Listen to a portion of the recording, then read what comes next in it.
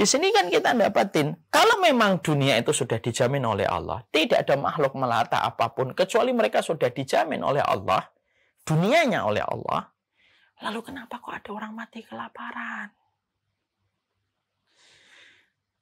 Cara menjawabnya begini, kalau ada orang mati kelaparan, itu bukan karena dia tidak mendapatkan dunianya, yang sudah dijamin oleh Allah. Karena sesungguhnya ada dua penyebabnya.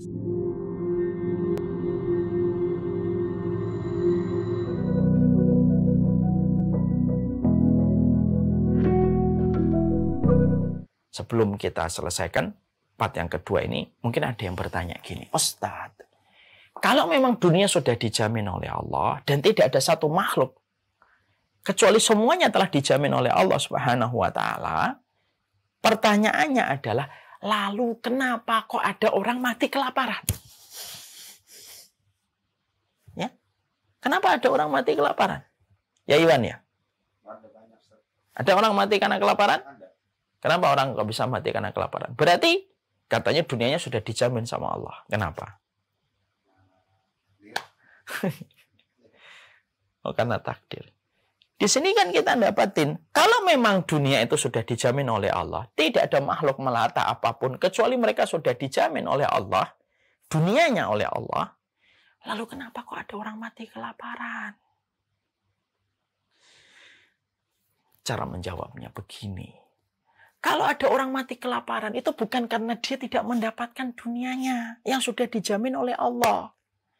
Karena sesungguhnya ada dua penyebabnya. Satu, karena kezaliman orang yang ada di sekitarnya. Yang harusnya dia mendapatkan harta dia, haknya dia, ditahan harta itu. Atau kemudian diambil. Atau kemudian dicuri. Sampai akhirnya orang itu tidak mendapatkan haknya. Sehingga akhirnya yang harusnya dia mendapatkan, mungkin ada orang yang sudah mau bantu, sudah dibantu ini, orang ingin pada bantu. Tapi kan ada orang yang zalim, rela dia untuk mengambil jatahnya orang fakir miskin, dia rela itu. Akhirnya terjadilah orang-orang yang mereka mati karena kelaparan. Bukan karena Allah salah takar. Wah, ini orangnya kelewatan nih takaran Allah, mati mereka kelaparan. Bukan. Karena kezaliman orang di sekitarnya yang mengambil haknya dia. Itu yang pertama. Yang kedua, kenapa kemudian ada orang kok mati? Kenapa ada orang kok mati karena kelaparan? Yang kedua, karena orang kaya tidak menjalankan kewajibannya. Hartanya hanya berputar di antara mereka. Mereka tidak zakat, mereka tidak sedekah, mereka tidak infak, mereka tidak mengasihi orang miskin. Ingat loh, yang Allah perintahkan kepada kita bukan memberi. Memberi itu salah satu kewajiban partnya. Tapi yang Allah perintahkan itu apa? Mencintai orang miskin. Mana Ustadz? Dalilnya mencintai orang miskin. Dalilnya itu ada pada salah satu ayat, yaitu pada ayatnya Allah. Pada satu doa. Ada doa yang juga diucapkan oleh Umar bin Khattab. Allahumma inni as'aluka fi'lal khairati wa tarqal munkarati wa hubbal masakin. Ya Allah, aku meminta kepada Engkau, ya Allah, fi'lal khairati, melakukan kebaikan, wa tarqal munkarati, meninggalkan kemungkaran. Meninggalkan kemungkaran. Wa hubbal masakin, dan mencintai orang miskin. Yang diperintahkan oleh Allah kepada kita semuanya, para kisana dan para netizen, dan semua para santri dan para santriwati kepada saya. Mencintai orang miskin. Mencintai orang miskin itu lebih daripada sekedar memberi. Memberi itu bagian dari makna mencintai. Ya.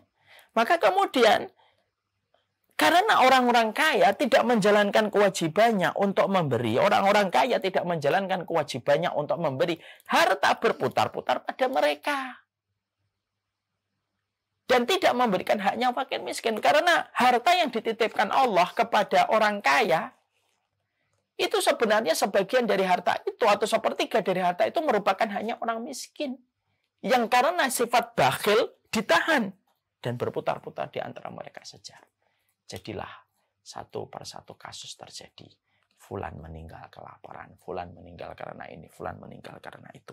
Dan inilah yang menjadikan akhirnya kita mengerti. Ini loh yang menjadikan akhirnya terjadinya orang itu meninggal. Bukan karena takaran Allah yang salah.